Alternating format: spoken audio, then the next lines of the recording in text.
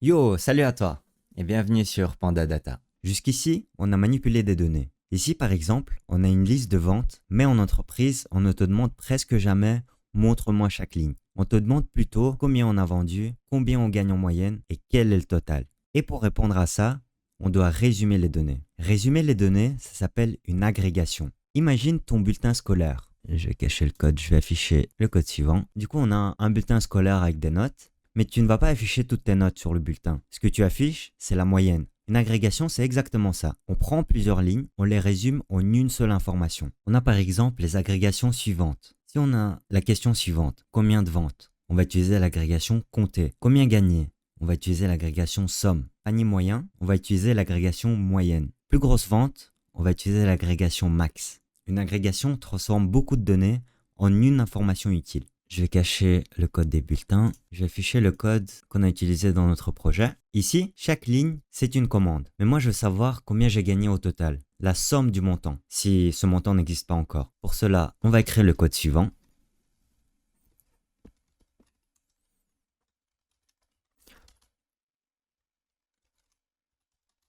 On va d'abord importer la fonction qu'il nous faut. En l'occurrence ici pour utiliser les colonnes. On va créer un deuxième data frame.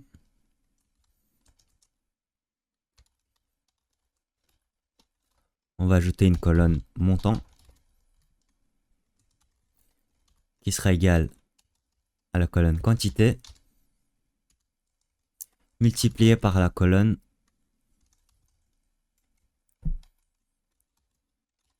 prix unitaire.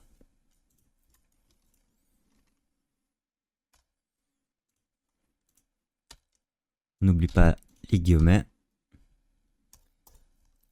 Ensuite, ce qu'on va faire, c'est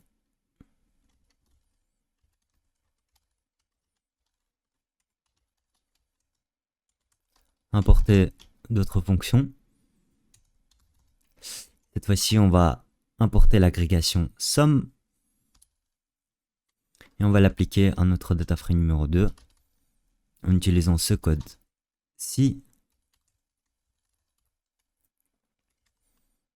et on va l'afficher. Ah, ici, on a un petit problème parce que notre data frame ne s'appelait pas def mais dfrow. Et voilà ce qui est une agrégation. On a transformé toutes les lignes qui étaient dans le data frame numéro 1 en une seule ligne qui nous montre le montant. On peut ensuite faire notre agrégation, par exemple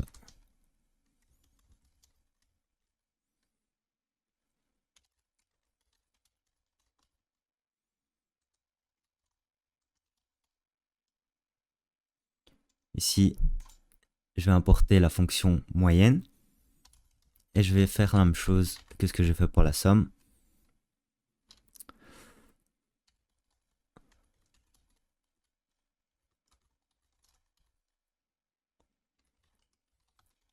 Et je vais l'afficher.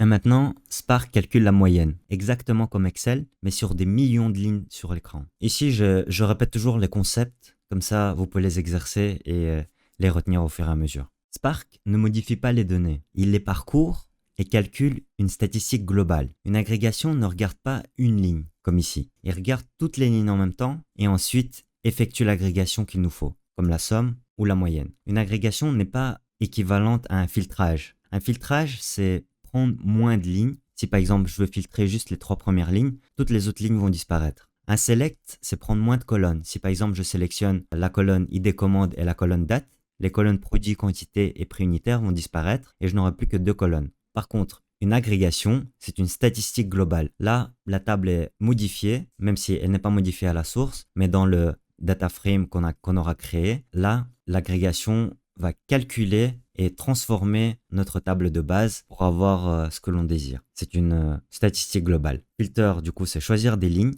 et agréger, c'est résumer les lignes. C'est une étape complètement différente dans une analyse. Donc, retiens simplement, une agrégation, c'est transformer un tableau en indicateur. Et c'est la base de tous les dashboards, rapports et analyses. Dans la prochaine vidéo, on va voir les 4 agrégations les plus importantes. Somme, moyenne, minimum, maximum. Celles que tu utiliseras tous les jours. Même si on en a déjà vu un aperçu, on va un peu mieux les expliquer et les répéter pour que vous puissiez bien les assimiler. Merci et à bientôt sur Panda Data.